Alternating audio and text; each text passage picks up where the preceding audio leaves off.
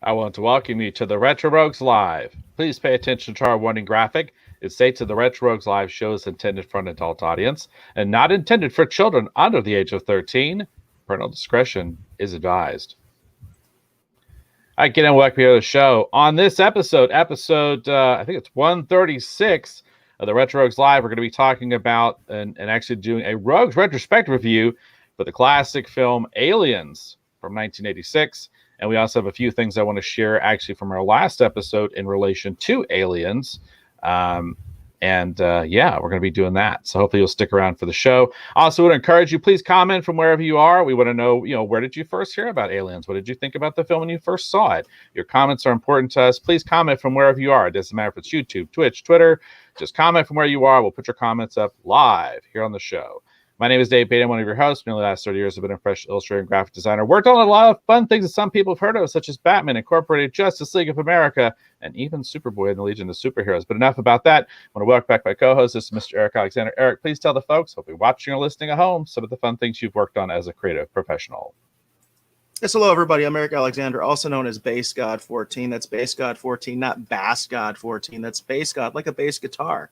And I'm the Chief Financial Officer at Bad Bob Productions, which is a film company located in Arizona. Currently, I'm involved as the executive producer of a film called Staycation, which is filming in California. And we've got a comment over here from OC Steve, and he says, "Hey, fellas. Happy 4th to you both." Yes, happy 4th, OC. We appreciate that. Happy 4th of July to everybody. And we're happy if you're here to celebrate Independence Day with us with Aliens, a great independent movie. So as far as, not independent as in studio-wise, but independent in terms of its spirit. So, yes, we're happy to have you here on the show. And thank you, AC, for that warm welcome. You're muted, Dave. Sorry about that. So we're going to start out the show here real quick. We're going to show off just a couple things. These are actually leftovers from the last episode. I had mentioned some of these things, and then after that, I probably won't be on cam for the rest of the show. So I talked about how I'm a big fan of Aliens and also Alien. And I talked about how my friend Scott Clark and I used to send ourselves gifts and stuff and everything for Christmas. It was specifically Alien or Aliens themed. That we quite liked. So I was going to show off. This is kind of cool. This is the official movie book actually for Aliens that came out with the original film. It's really, really pretty cool. So I've had this in my collection for quite some time. And then this is one of the books I wanted to talk about that I thought was really neat. This is called the Alien Vault. This came out several years ago, but it's a really, really cool book actually for the original Alien film. Just really super high quality. And then it has in here at these different sections a lot of cool concept art and stuff. And then it has these sort of like little pocket things on the side. And then when you open these little pocket things up, contained inside is like additional materials in relation to Aliens, which is kind of neat. Like here's a schematic that was really pretty cool. And then this is kind of neat. We talked about the Nostromo just briefly on last episode. This is actually sort of like a vehicle data sheet for the Nostromo. Oh, wow, that's neat. Cool. Yeah, I love these. Very cool. I love these logos. Check out these really cool logos. Oh, that was neat. Yeah, that's very cool. So this is a really, really cool book. I wanted to showcase it off. Again, this was a gift from my friend Scott Clark, who passed away several years ago. Like I said, we used to give ourselves Aliens-themed stuff at Christmas because we were both big fans of both of actually the first and the second film. So anyhow, I thought I'd show that off. And then Lynn Workman, a friend of the show, former host of actually the audio version of the show, actually sent some really cool pictures. I'm going to add in, let's see here. How do I, Speaking of Lynn, by the way, Lynn is in the house and he has a comment real quick. He said, "Saw Aliens in the theater, but made the mistake of watching Alien at home by myself with the lights out while my family was out of town. Whenever a scary part would happen, a car would pass by outside and cause shadows to move across the walls. I jumped every time. There Totally you go. see that, Len. Could totally see that. Yeah, the original Alien is not exactly a great movie to watch by yourself in a dark house. I will say that. For sure. Oh, so this is the book that Lynn was talking about last episode. It came from Bob's basement, and this is the book that actually showcases a lot of Bob Burns' collection. And we're going to go through some images here just real quick, if my image viewer will work. So this is actually Bob Burns right here. He played Tracy, the gorilla, in the original Ghostbusters, the Filmation, the live action show. Did you ever see that, Eric? The infamous Ghostbusters. Yes. As I like to call it. Yes. I think the cartoon version, they call it the real Ghostbusters. That's actually an interesting little sidebar there, because a lot of people wondered, why do they call this one the real Ghostbusters, and why is this one called Ghostbusters? Actually, the real Ghostbusters was based on the film, right? But yes, yeah, I am familiar with the TV version. I'll just go there. Yes, I am familiar with the TV version. So very short-lived series, by the way. Very short-lived series. Yeah, Len sent these pictures. This is actually these. I'm sorry, these pictures are so small, probably on the screen. But this is actually Lynn here, and then this is Bob Burns. I think this is Bob Burns' wife. We'll see if Lynn's in the chat. He can correct me if I'm wrong. But I wanted to show some of these cool photos. Now the thing is, Bob Burns used to do. I don't know if he still does it or not. If I can get my images to load up here. So he has a lot of things in his personal collection from Aliens and Alien. So this is actually the dropship, one of the models they actually used for Aliens. I thought that was kind of cool. And Lynn does say that's Kathy Burns. Okay, good. Photo. And then here's some more stuff that actually is in Bob Burns' collection. He was actually a mentor actually for Rick Baker, who did a lot of great makeup effects. I'm just going to go through these kind of quick, but this is kind of cool. Most of the stuff actually here is actually from Aliens. But the reason that this was brought up, and you can see here, this is them actually unloading the alien queen, the queen from Aliens. Right. And you see it was on this giant truck. They had to unload it. There's a better picture of it. I wonder if they've actually... I think they'd actually restored part of it because they'd used it for one of the films, unless I'm mistaken. Reused it for one of the films. Now, this is kind of cool. So this is what we were wanting to talk about. So this picture over here on the left, that's Bob Burns, and he's in a version of the alien suit. And so this is what we're talking about. Like at his house, he would put on these elaborate Halloween things.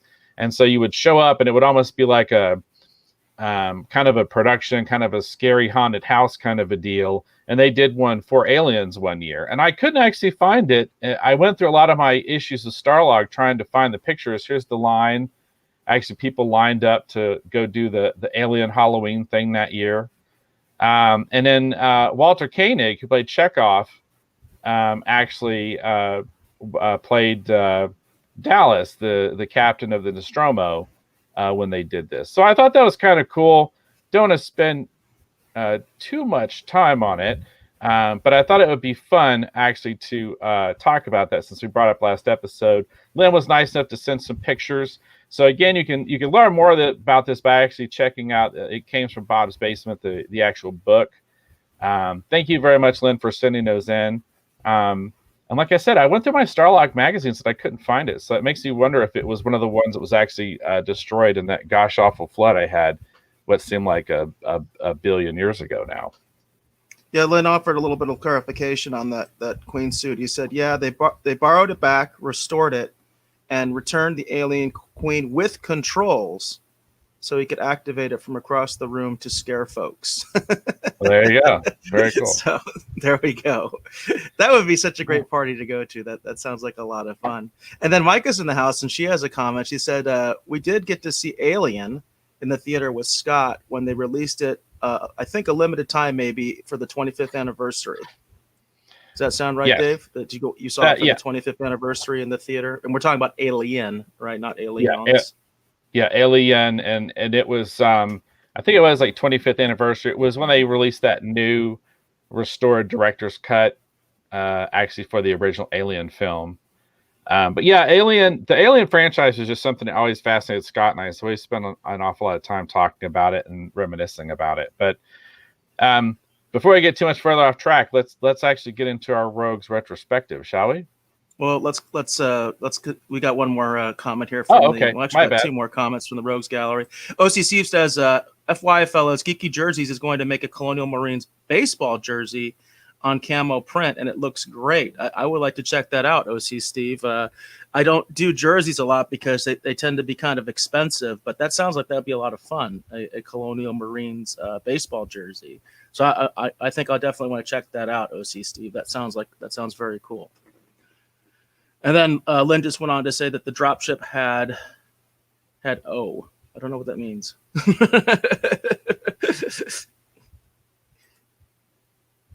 All right. So we good to go ahead and get into our Rogues retrospective, or? Yeah, sounds good to me. Okay, cool. Sorry about that.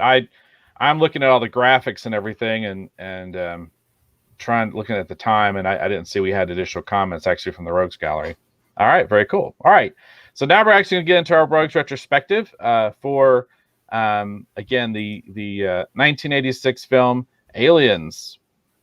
So I'm going to do the summary here real quick, and then we'll run down. Well, let's do what a Rogues retrospective is. So a retrospective, in order to be a retrospective, we have to first talk about how we originally heard about the film. Okay, that's the first part. The second part is how we felt about it, when we originally saw it. And then the last one's going to be, how do we feel about the film today, having recently revisited it?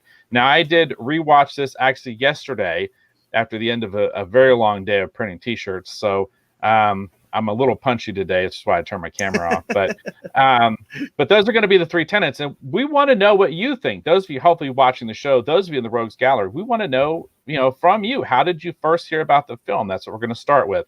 So please comment from wherever you are. It doesn't matter, again, if it's Facebook, Twitch, Twitter, wherever. Just post your comment up. We're going to put it here on the screen. We want to know, how did you first hear about Aliens? All right, so let's go ahead and start with you, Eric. How did you first hear about what I consider to be a James Cameron classic, Aliens? I had a friend who saw it. I remember he actually saw it in the theater. I don't remember being that aware of the original Alien film growing up as a kid. I was a kid. I was barely a kid when it came out. I hadn't been alive very long when the original one came out. And I was still a kid when this one came out. And I remember one of my friends who, I guess his parents actually allowed him to see like rated R movies, had seen the film and talked with me about it quite a bit. I remember it even made an impression like on his stepdad. And I remember him talking to me about it. I wasn't allowed to see it when it first came out. But I had this friend and he kept telling me all about it, and it sounded really interesting. Over the course of the years, I had other friends who had seen it, and so a lot of them spoke very highly of it. But I didn't actually get to see it until I think about '89 when it came out actually on TV, and so that's the original version that I actually saw. Lynn did have a clarification comment on that dropship comment that he made earlier. So the dropship model had a 0-1 on one side and a 0-2, so they could shoot it to look like two different ships. He says he's also got a lot of those geeky jerseys, and they rock. And we've got another comment from, and I apologize if I'm messing up your name, Lou McKee. Said it would be cool watching Aliens in 4D extreme screening. That would be interesting. A 4D extreme screening. So I assume that you're talking about the ones where like they spray water at you and stuff like that. I don't know if you've ever been to one of those kind of screenings, Dave, but the 4D experience, I think I have. They have like wind and water. Interestingly enough, I've only experienced that at the Lego Discovery Park. They have one of those things where they have the water splashing at you and the wind comes at you and all that kind of stuff. That would be interesting to watch Aliens in a 4D environment. I agree with you, Lou. That would be really interesting. Yeah, I totally agree too. I think the only thing I've seen it, at Universal, because I've been to Universal in Florida, the Universal Studios tour, and then I did it also in Hollywood. And or Burbank or wherever it is, and the only 4D extreme experience, like viewing experience, if anything, has been in conjunction actually with that. And I agree, like especially like for example, like they do like the heat, with the explosions. I mean, I can't imagine how awesome it would be, like towards the end, when Sigourney is well, spoiler alert, everyone. But Sigourney Weaver's, making her way to save Newt, which is on the poster here, so it shouldn't be that much of a surprise. This happens in the movie. Hopefully, you've seen it before. But, to have the explosion, like the heat, from the explosions as she's blowing things up and stuff, would be pretty impressive and pretty super intense. So, for sure, Absolutely, yeah, cool. Absolutely, yeah. Having some heat would be really interesting. And Lynn Warpa mentions the new Jurassic World ride is very much like that. Very cool. All right. So, again, post from wherever you are. How did you first hear about aliens? All right. So the way, I think that a way that I first heard about it, ironically, was just flipping channels because, like you, Eric, the first time I saw it was actually a TV edit on television. My mom typically didn't like for us to watch a lot of scary stuff. Well, not I say us. Like, I guess my brother didn't have quite the same deal as I did, but my mom didn't typically like a lot of scary horror movies. And so typically I didn't watch a lot of those either. So the way that I saw Aliens, it was just on television. It was on one afternoon. I'd heard a lot kind of about the alien, the creature, right? More than necessarily the movies. And so when I saw this movie it was on, I was like, well, I wonder how bad it could really be. And I sat down and watched it. I was completely mesmerized by it. I was like, wow, this is awesome.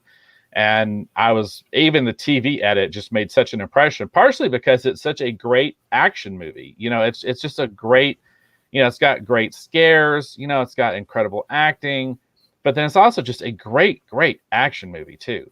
And of course I love science fiction and just like, wow, this is really awesome. And so at that point, I started, I remember actually with some of my friends, we actually rented Aliens on VHS. And that was the first time I saw it actually all the way through, with not a lot of the stuff cut out of it. It had all the gore and the jump scares and it was intact. I want to mention this because I think it's important to mention. The TV version, the one that I saw, and I confirmed this on the Wikipedia article, it came out, I think, in 1989 on CBS. And in point of fact, it actually had additional footage that is not in the theatrical version. So it's actually the opposite. Because it actually does have additional footage that's not in the theatrical release that they had in the television version. And I remember having that experience where I did see the theatrical release in some other context, probably on cable or something like that. And I remember being like, there's a lot of stuff that's not in this one. Like, there's I remember this and I remember this, and it's not in this one, So there are various versions of this film. In fact, the version that I saw is actually not the theatrical version, the one that I saw recently. Well, and I personally, I prefer what they call now the special edition version of the film. And the first time I actually saw that was actually at a Mid-South, I think it was the Mid-South Fantasy and Sci-Fi Convention, and of course they had a movie screening room, and they were actually doing a screening actually of the Laserdisc at that time version of Aliens, and it had everything in it. It had all the, if I remember correctly, it had all the stuff with Newt's family, and it had all the stuff too with what am I trying to think of? The shot where Sigourney, where she's sitting in front of the sort of holographic projection of the woods, and we learn a little bit about, her daughter and everything. And that to me is still the best version. I remember the first time I saw that one that had everything in it. That's the version that I have. That's the version that I just watched. So if you can't see it, that's the special edition. So that's the version that I have. And this is the DVD special edition that I think came out in the mid 90s or something like that. And the one I have is also a special edition. It has the theatrical on it too, and it's actually part of the Alien quadrilogy set they released a billion years ago. And again, that was a gift, and that has everything on it, including some of the most amazing documentaries. Like if you're into film and you love hearing about how things were made, the Aliens one is interesting, but man, the Alien 3 one is terribly, terribly intriguing. All the nonsense that went on behind the scenes of that movie. And it's just really, really interesting. So it sounds like we both, because that was the thing, Eric, I was going to actually try and watch it streaming, and I really couldn't find it anywhere except to rent it on Amazon. Yeah, that was my experience as well, because I was kind of curious about maybe streaming it somewhere. I kind of assumed it would be on Hulu since it's part of the Fox library, and I thought Disney bought all that. So who knows what's going on with the rights there, or what's going on. So All I found that's a part of a regular service that doesn't involve an additional like rental charge was actually the Aliens versus Predator movies are actually on HBO Max of all things. They had both of those on there. The first one and then Requiem, which Requiem's I don't think I'll ever watch Requiem again. But that's a long story and a story for another day. So yeah, so it's interesting. Sounds like we both first saw this actually on television then, a television version. That's cool and interesting. yeah, hmm absolutely. Very cool. And like I said, it's different than the theatrical, and it actually has scenes that are not in the theatrical version. Now I did miss the summary here, so let me just throw the summary out real quick. I'm kind of getting to it a little late, but throw this out here real quick.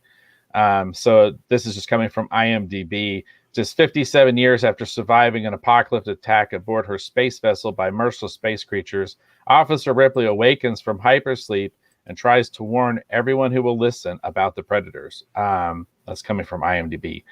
All right. So now that we talked about how we first heard about it, it sounds like our reactions were positive. I mean, I thoroughly loved it. And what was your initial reaction, Eric? You really liked it too, right? Yeah, I enjoyed it. I enjoyed it quite a bit. I remember just thinking, kind of like you're mentioning, there's a lot of action in this film, and of course, the '80s was full of that, right? And I was definitely a child of the '80s, and I enjoyed that kind of stuff. So, yeah, I remember watching it and being kind of blown away. There was some edits I for content in terms of putting it on TV, as you mentioned, Dave, that there were some edits for that, and that probably at the time helped my enjoyment of it, because I wasn't big into horror movies myself, or into like a lot of gross out stuff. So seeing like a quote unquote unedited version, even though like I have a special edition, once I saw the actual like theatrical version, everything like that, it was a little bit of a different experience, but still, I've always really enjoyed it, and I enjoyed it quite a bit. I remember the first time I saw it, and like I said, it was highly anticipated for me, because I had heard a lot of friends talking about it, so I already kind of knew, the deal. People had already told me, some of the cooler scenes in it and all that kind of stuff. So actually watching it, unlike with a lot of other movies where people might describe things to me and I'd be like, oh, well, that's really not that good, once you see it. In the case of this film, it really enhanced it. It really was much better once I even saw it. I was like, this is really, really cool. Lynn Workman has a great comment that he said he loved how different it was from the first movie.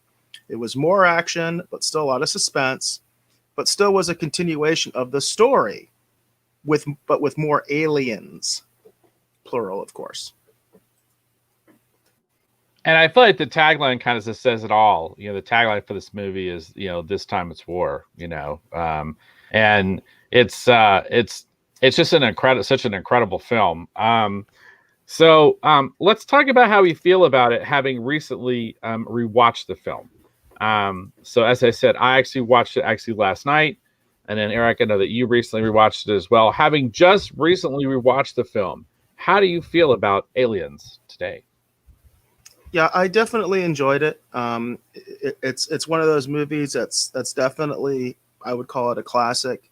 And it's like what Lynn was saying. The way that I really feel about it is, even though I didn't see Alien until much later.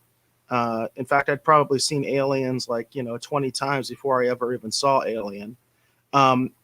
Going back and having had seen Alien later, it really, what I like is that it builds on the previous film, so that it's like, the previous film, it's kind of like, if you like that, well, in my mind, you're really going to like Aliens, because it's just more, they up the ante. There's obviously more aliens, because that's the whole idea, is it's plural this time, right? And they really up the humans as well, in the terms of bringing in the colonial Marines, which I think the colonial Marines are such an important and also incredibly underused part of the entire Alien franchise, of the lore of the Alien franchise. And I would even go so far as to say with the Predator stuff, because, if you get into the comics and things like that, they have the Colonial Marines. If you get in the video games, they'll have the Colonial Marines that can fight the Predator. We still haven't seen that happen. It still hasn't happened with all these Predator movies, all these Alien movies. They still haven't brought back the Colonial Marines, which I just think is crazy. I think it's absolutely insane. Because it's such a cool element, and it's the main reason I think that I like this film, quite frankly, is because of the Colonial Marines. It's interesting too, because one of the things that's helped to keep the Aliens franchise alive all these years is actually the comic books. And I actually have on the back shelf over here, I can't remember if it's 4 omnibuses or 5 omnibuses of the Dark Horse Aliens comic book series. And, the thing that really made the comic book series really great is it actually picks up where Aliens leaves off. And that's one of the things that's really kind of fun and cool. And the Colonial Marines are very much a fixture and an important part of almost all of those stories. And in addition to that, too, the Colonial Marines also play a very large role actually in the Aliens versus Predator comics at different points as well. And it's interesting to me that when we look at the Aliens franchise as a whole, whether we're talking about the original films, obviously culminating with Resurrection, or we're talking about the newer films such as Prometheus and even Covenant, the fact that, they've decided for whatever reason, for the majority of these films to leave the Colonial Marines out of the picture. And when I think about the video game that you mentioned last week, Eric, when I think about the Dark Horse comics, and, I feel like that's it's almost kind of like Terminator to an extent, Eric. I feel like the thing that people kind of want to see the most is the thing that, for whatever reason, the movie studios, the producers, whatever, they don't want to give us more Aliens versus the Colonial Marines, in the same way that they don't want to give us more of just the full-on Terminator Future War. Right. Yeah, it's interesting, isn't it? And you have to ask yourself why. Because to me, I feel like that's what the audience has always wanted. They've wanted it, in the Terminator franchise. I think they've wanted it since the beginning. In the Aliens franchise, they've wanted it ever since Aliens, and ever since this film came out. And you have to ask yourself, why won't they give it to us? One of the reasons that I wanted to review this was because Aliens right now is kind of in the news because they want to do a series. And I have to ask people, do you really want Burke, which is Paul Reiser's character? Do you want him to be the central thing? Or would you rather have Hicks, Michael Biehn's character? I would rather have Hicks, okay? Hicks is a much cooler character to me than the corporate stooge of Burke. And right now, the rumors that I've been hearing straight from the director's mouth is that this is going to be the Alien show is going to be about Burke, about Paul Reiser's, actually Paul Reiser's boss. That's the pitch. You know what I mean? So it's like, is that what people really want to see? I can tell you it's not what I want to see, And Lynn Workman had another really good comment, another good insight, because, and we kind of did touch on this a little bit, but he says, Aliens is one of the best sequels ever because you didn't have to see the first Alien movie to enjoy it. And that was my experience, Lynn, is that I never saw Alien before I saw this film. You don't need to see Alien to enjoy this. They bring you up to speed very quickly, right?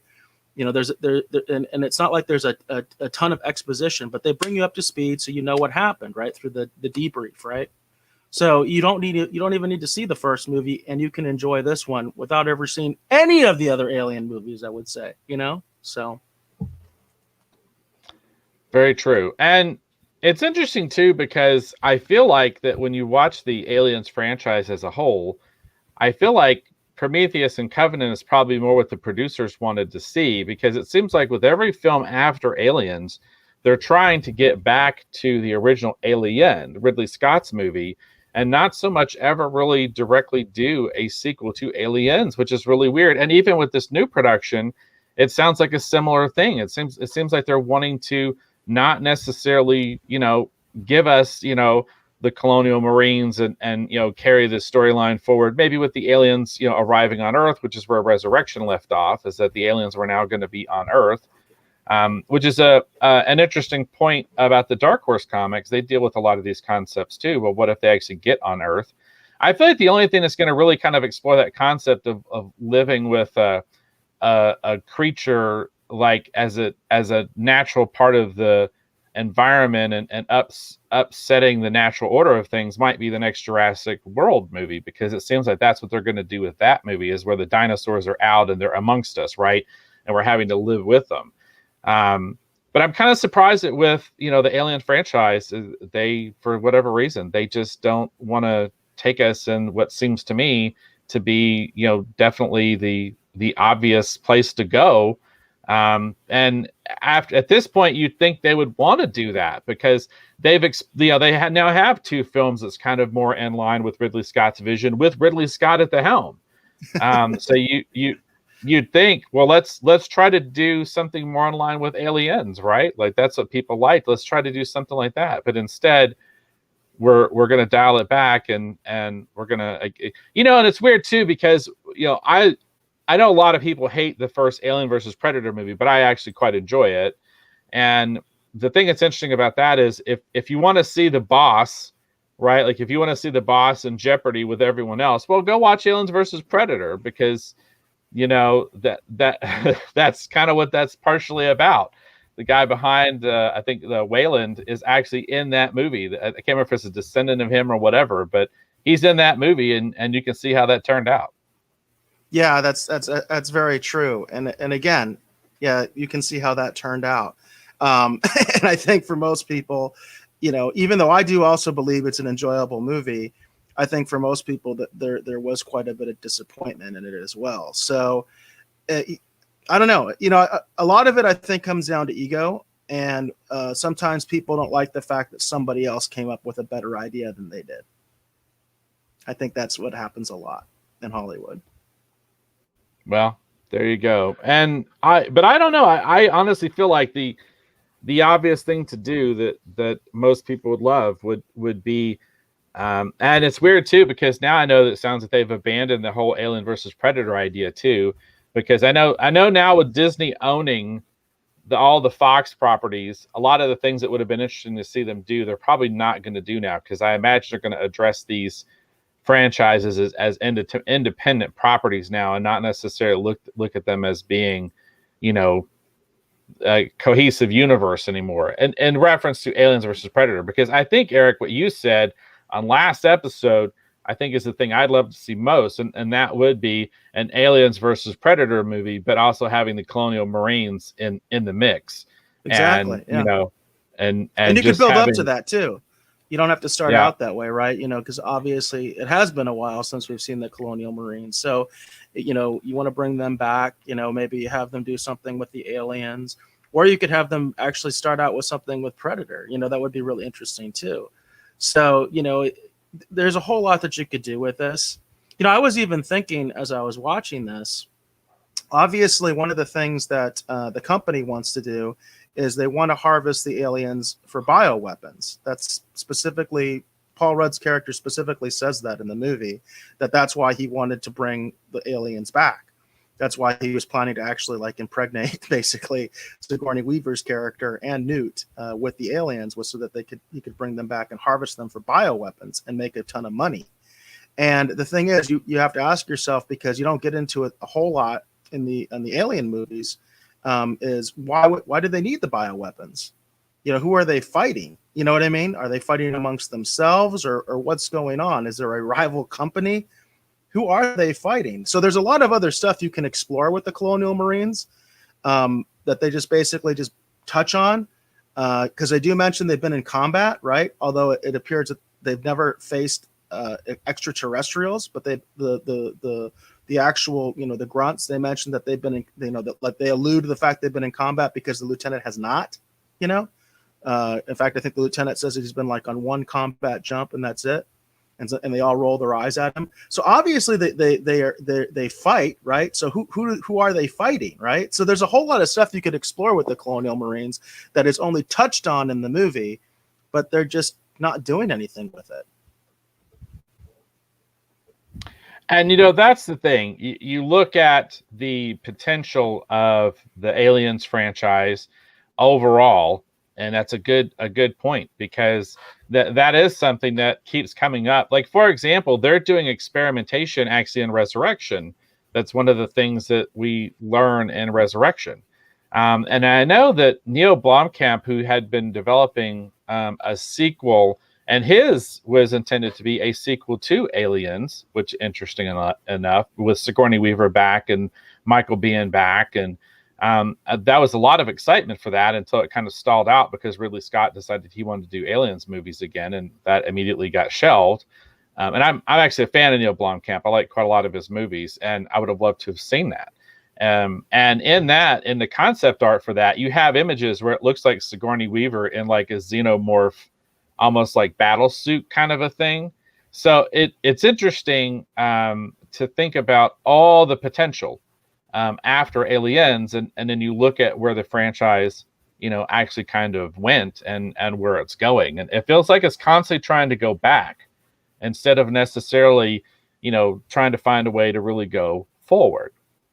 Yeah, I think that's exactly what you have right now. I think that's exactly where the franchise is, and I'll be honest, that's why I haven't really been interested in those movies. Like I didn't do Prometheus or the other one you mentioned. I just didn't have any interest in it, So yeah, I think that they are going backwards a lot, and I don't really see exactly why, because sure, that's what started it all, right? And obviously there's mad respect for that, but it's like you got to take the franchise forward. That Terminator is doing the same thing.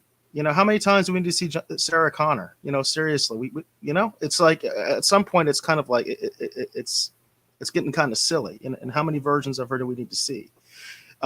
It's the same thing in a lot of ways. And since Cameron's involved with both franchises, I think it's a fair comparison. Although obviously he didn't create this franchise, where he did, create the Terminator. So there is that, right? There is that. James had an interesting comment that I kind of picked on too. He said, "Guy just loves bugs." There is that reference in the movie. Do you remember that, Dave, where they talk about the bugs? The Marines are talking about like fighting bugs or something like that, or chasing bugs. Right. So I do wonder about that. Like, that's something to explore too. Is were those kind of some sort of extraterrestrials, or is that like some sort of mutation that's happened on the colonies where they have these bugs? Is it kind of like a tongue-in-cheek reference to like something like Starship Troopers, right? That's what kind of goes through my head, right? So it's interesting that they have that reference. Again, there's so much more to explore when it comes to the Colonial Marines, and they just won't touch it. Hollywood just won't touch it, and I'm really like wonder why. Especially now hearing about what this new show is going to be about, I just don't get it. And Lynn, and Lynn had a good one too. He said the Terminator series has become Groundhog Day, and I agree with you 100%, Lynn. It's become Groundhog Day, absolutely. It's Judgment Day again. So that's an interesting observation. I had thought of that. When I think about it in that comment, because is this just going to be another bug hunt? And then we never really find out what that actually means. What that means, right? There's so much potential, because actually, if I remember correctly, I think actually one of the logos actually that we don't really see on the side of the dropship, if I remember correctly, actually says Bug Stomper on it. There you go. So it's sort of like, well, I imagine with Cameron, it was intended to be a wink, nod reference to Starship Troopers, because I feel like he is pulling some inspiration from Starship Troopers for Alien. I do too. Yeah. But on the opposite side of that, there is all this interesting lore and world building and all these other interesting things that you could introduce into the Aliens franchise that we haven't even seen before. Again, why does the company want bioweapons? Who are they fighting? Right. Who are they selling the weapons to? That's a great question that you could explore in the Aliens franchise, and I don't think we're going to get that. Yeah, interesting. These are all really great comments. I hadn't really thought about that before, and now that I'm thinking about it, it's like, yeah, there's so much more potential in the backstory for where the Colonial Marines have been prior to what happens in Aliens, and then obviously going with them forward. And if you want to look at it from the standpoint of the duplicitous company as you were, if they're so desperate for bioweapons, Eric, you're bringing up a great point. Well, what exactly do they need the bioweapons for? I'd never really thought about that. Like, what exactly is it that they're concerned about? Interesting. I keep thinking about this too. I mean, you talked about how you could stagger, we're almost writer's rooming this right now, but how you could stagger a release like over several films and lead up to an Aliens versus Predator versus Colonial Marines. It would be interesting to see like a Predator movie where the Predators run into the Colonial Marines, and at the end of it, they go, well, this is not the same thing we've been fighting. This is something else, and then and then you lead into an all-out war type movie, which would be really interesting. Yeah, it would be really interesting because that's in fact, I remember a friend of mine that had a Predator versus Alien comic, and this was an older one. This was before Dark Horse, I'm pretty sure. Or maybe it was early Dark Horse. Did somebody else have the franchise originally in comics, or was it? I don't think Dark Horse? So. I think it's always been Dark Horse. I mean, Disney. Okay. I mean, Marvel has it now, but I take that back. I think Marvel did the first adaptation. of it, and then if I remember correctly, I think Dark Horse was the one who got it next. Because this was very early on. This was like late 80s or like very early 90s. No, not early 90s. This had to be like late 80s. So actually around the time that I would have even seen Alien. So like around 89, 88, something like that. And I remember my friend had this Alien versus Predator comic book. And one of the things that they talked about, they touch on Predator 2 also, right? Is this idea that they don't want to actually like fight Earth's military. Like, in fact, they avoid that because it's like they don't want like this full-on war because that's not what the Predators do. You know what I mean? So it's like even though they might like attack like in the original one, they'll attack like a special forces team. They don't want to take on like the 7th Cavalry. You know what I mean? That's not their thing. And it would be interesting to explore that. You know what I mean? If they went in that direction and kind of show that yeah, the Predators like to do their hunt and stuff like that. But when it comes to like this big, large scale confrontation, they're kind of like, whoa, wait, hold on, guys. Seriously, that's not our thing. You know what I mean? It would be interesting because it would just show a real alien perspective. Like they don't think the way we do. You know what I mean? No, yeah, and that would be kind of the deal too, because the Predators, they're designed to hunt, but they're not necessarily meant for all-out war, which is a great concept.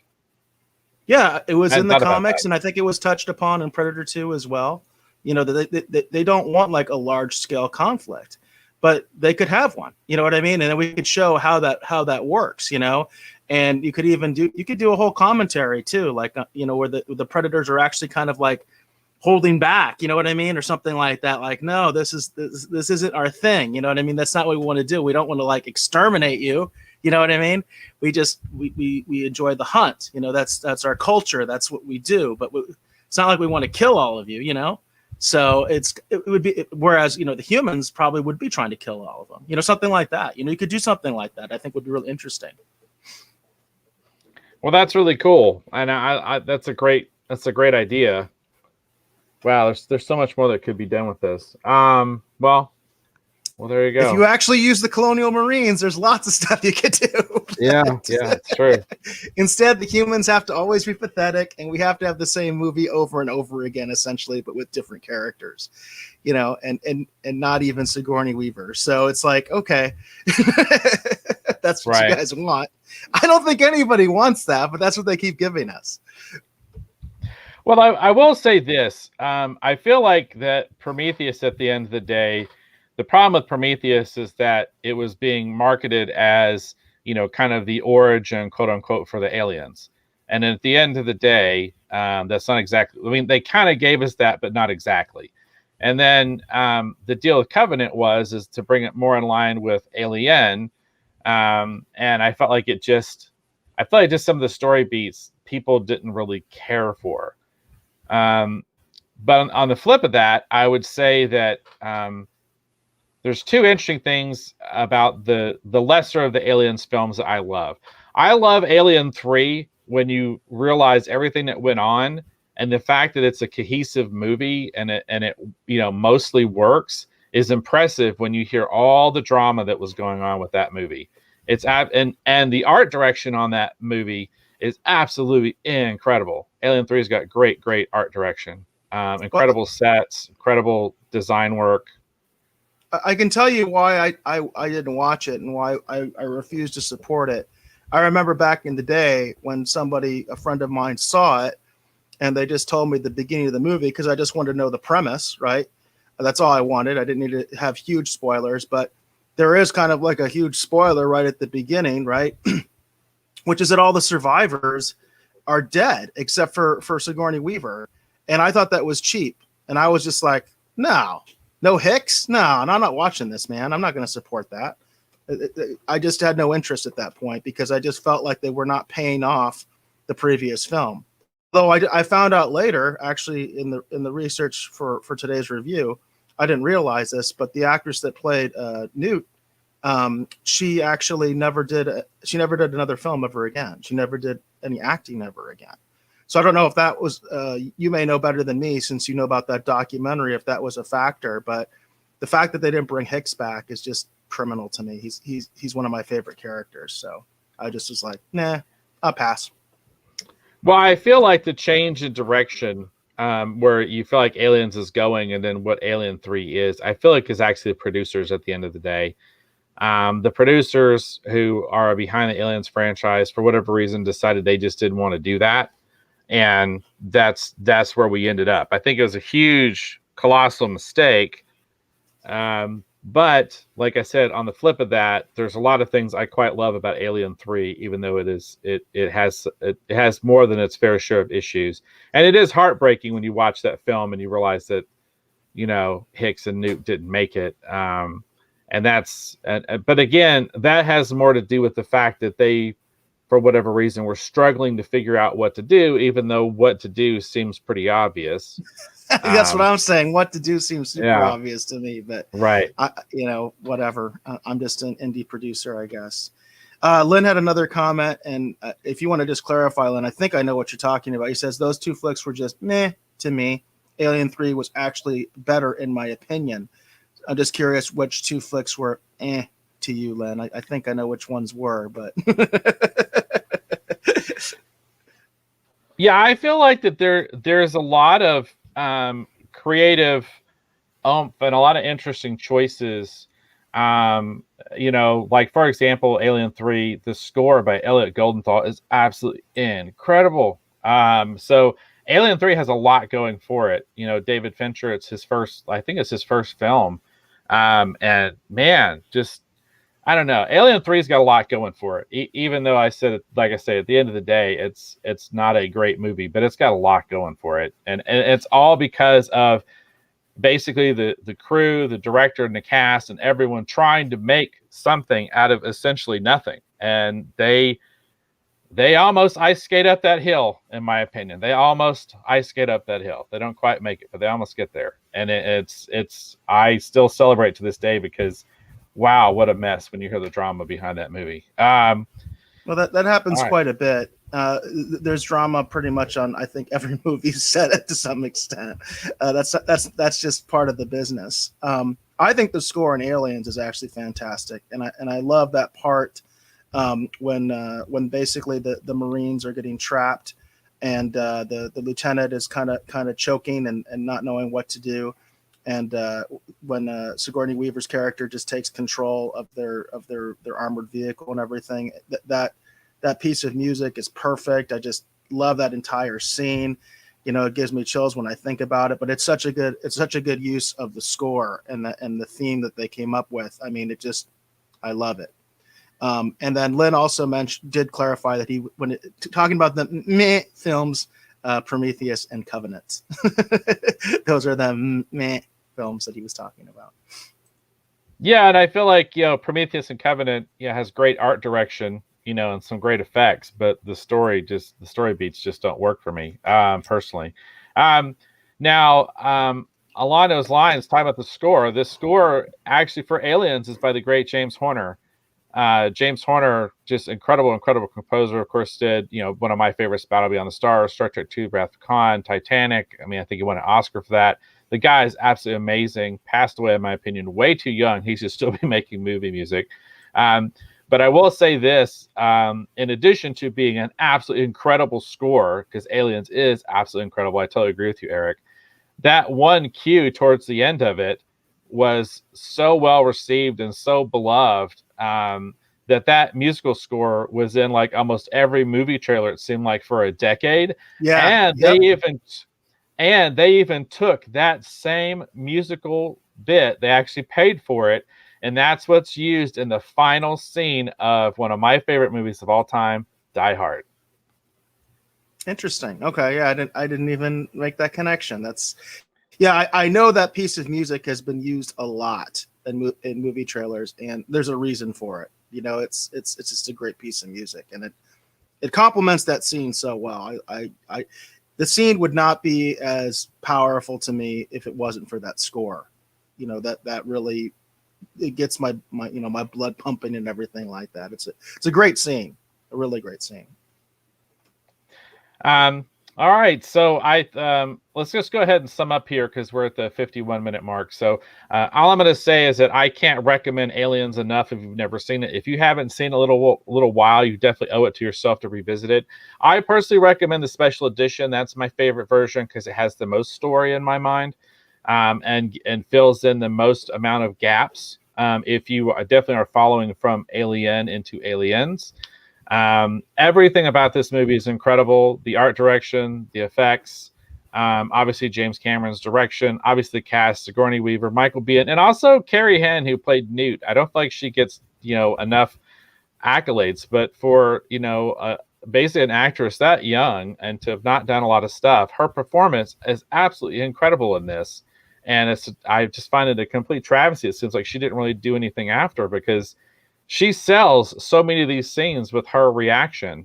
And she's also at times fun to watch too. And just this movie is so great. I can't recommend it enough. Highly, highly recommend Aliens. How about you, Eric? Yeah, and I agree with what you're saying about Newt. It's funny because I saw some other YouTubers talking about how they get annoyed sometime with the convention of the kid in the show. And they don't like that because there are a lot of times where a kid is put in a show or a movie and they can be kind of annoying, right? They can kind of take away from the film.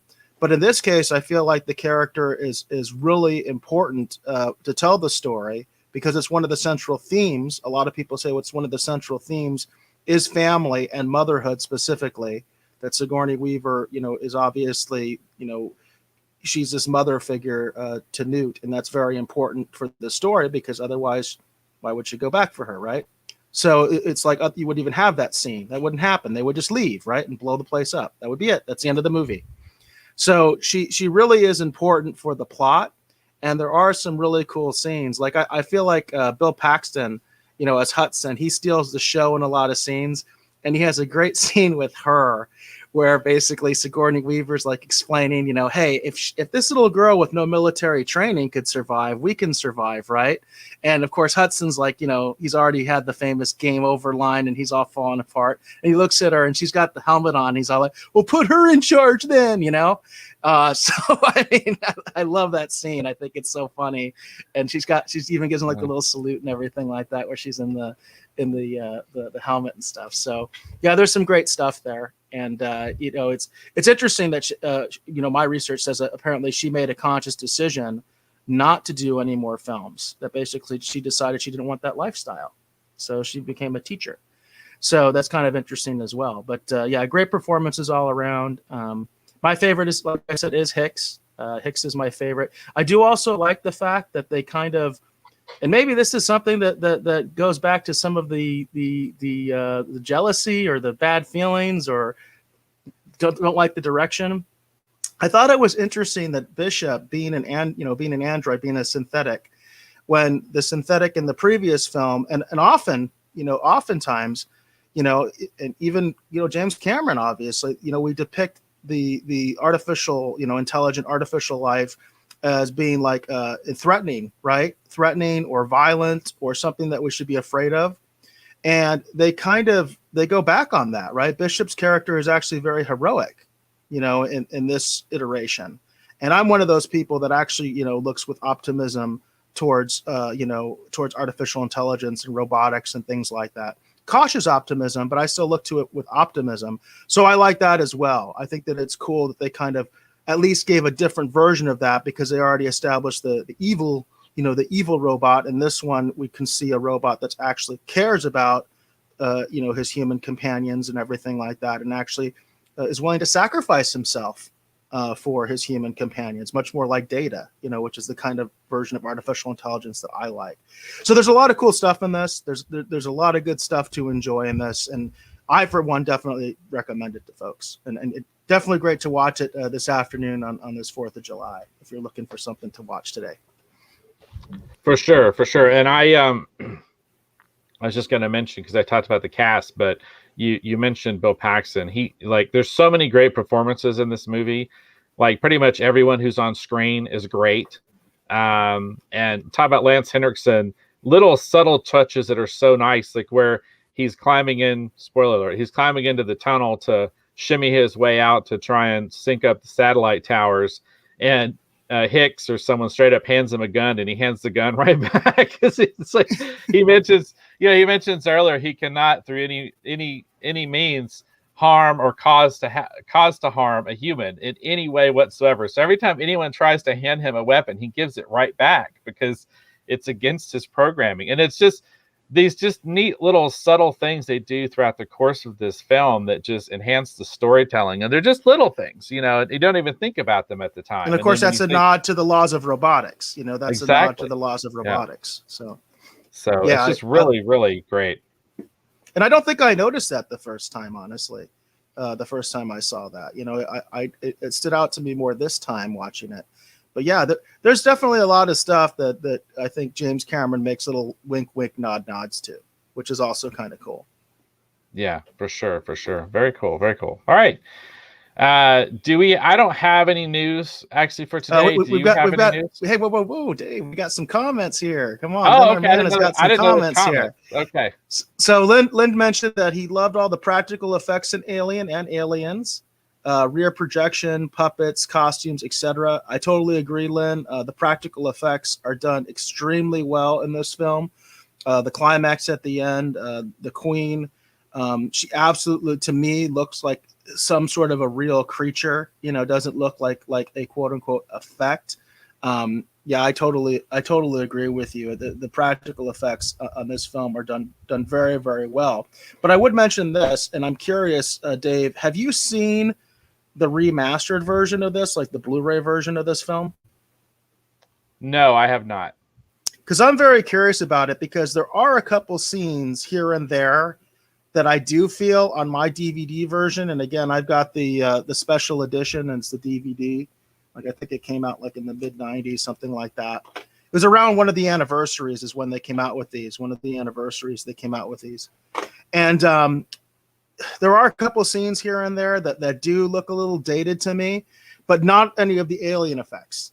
The alien effects to me look superb. I mean, they look excellent, even on my copy. But I would be curious if in the remastered version, if they fix some of the space effects, some of the effects when they're actually entering the atmosphere. I noticed were a little off in my opinion, but a little dated, I guess is the best way to put it.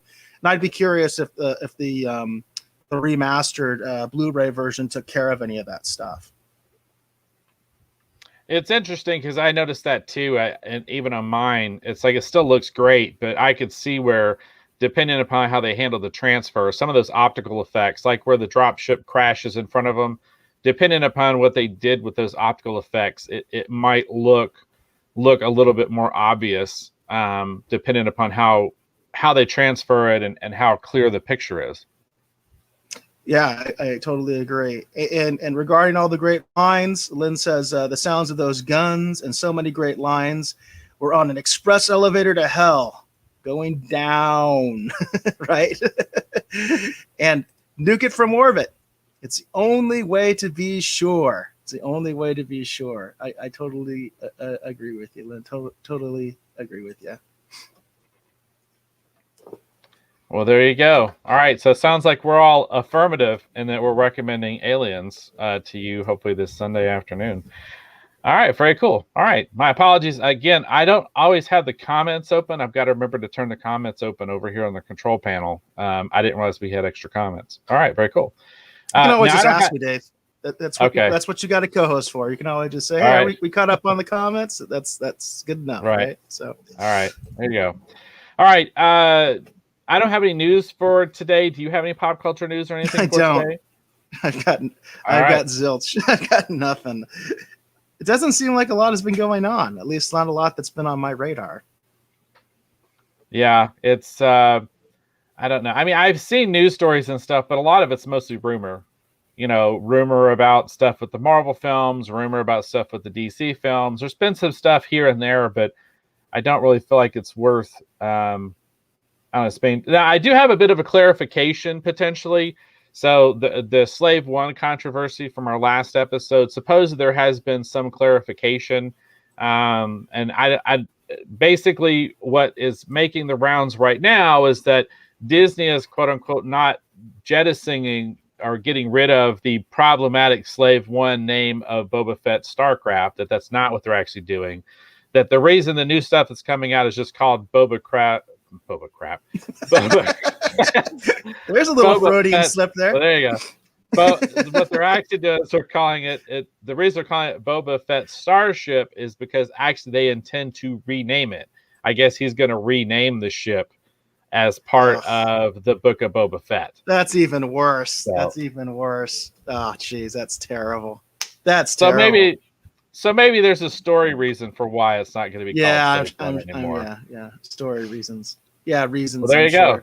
There you go. But we broke the fact that who even cares, right? Because the real controversy is they're calling it Starship when it's a Starcraft.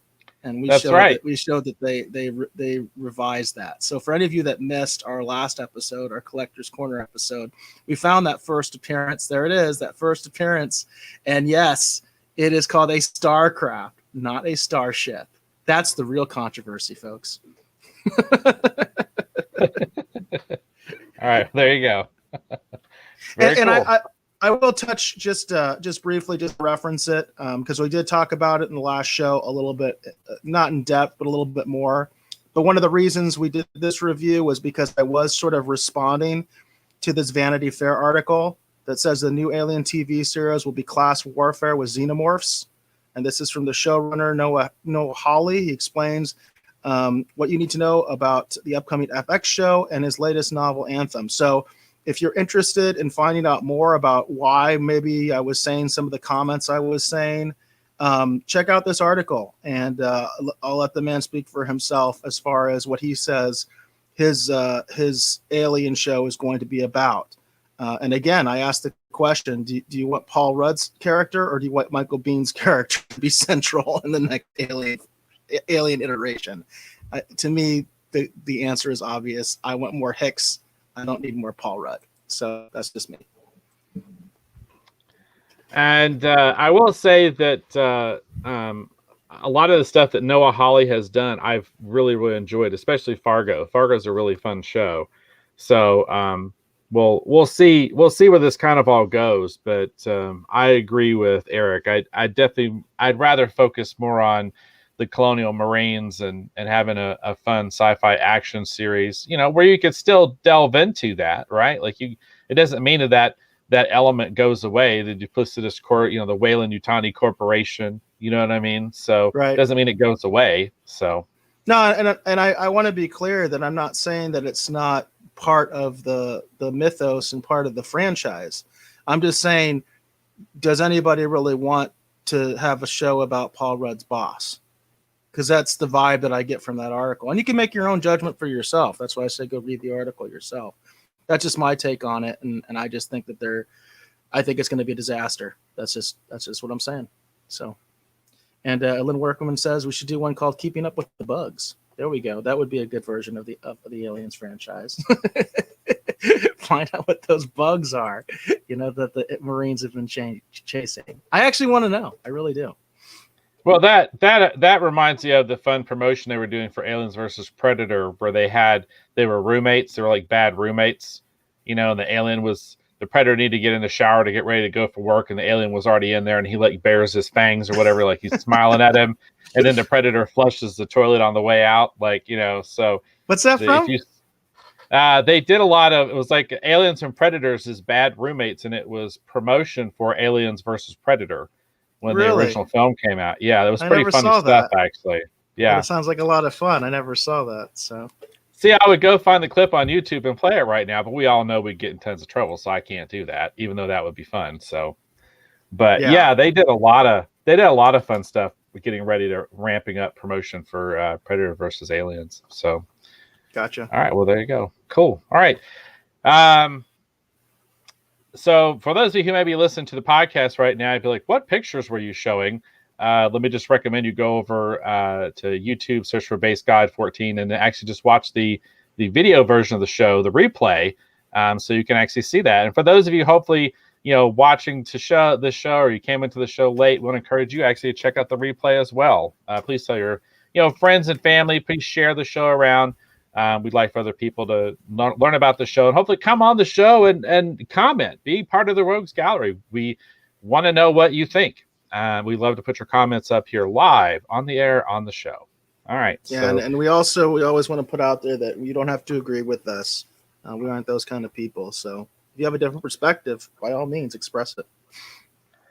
and we're happy to hear that point of view and discuss it with you. So, I'm often wrong. So there you go.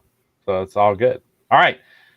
So I think with that, we're probably pretty good. So let's go ahead and go to the outro. So I want to thank you for hopefully watching and listening to this episode of the Retro Rogues Live. Again, my name is Dave Beta. I've been one of your hosts. If you're curious to see why I look like a train wreck this morning when I was on cam before I turned the cam off, you can go check out what we got going on over at Kirby Tees.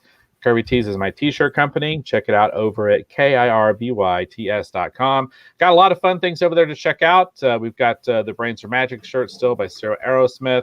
We also have the Skeletor collaboration shirt between myself and the Janimal. We've also got some great Retro Rogues Live t-shirts as well. Please check those out. Consider purchasing one and supporting what we're doing here on the show. We would greatly appreciate your support. But enough about that. I want to thank my great co-host, Mr. Eric Alexander. Eric, please tell the folks where they can learn more about you on the interwebs. I'm most active on Twitter. You can find me there at BaseGod14. That's at BASSGOD14. That's, as I said, that's also the official Twitter. That's the official Twitch and also the official YouTube. So if you comment on any of those platforms, more likely than not, I'll be the one responding to you. My DMs are open on Twitter, so I'm always open to show suggestions. We do a Collector's Corner focus show on Thursdays. That's Thursdays at 7 p.m. Pacific time. And if you have any suggestions about collectibles, be they comics, be they trading cards, action figures, video games, we have yet to feature actually, I think, any video game stuff on the Collector's Corner. If you have any insight there, let me know. We'd love to take a look at that stuff and review it for you, or maybe we can even just put it in our pop culture news segment if we don't know a whole lot. We'll just give you a little bit of a rundown on what's going on. So please feel free to give your suggestions. I'm always open to them. And let's see.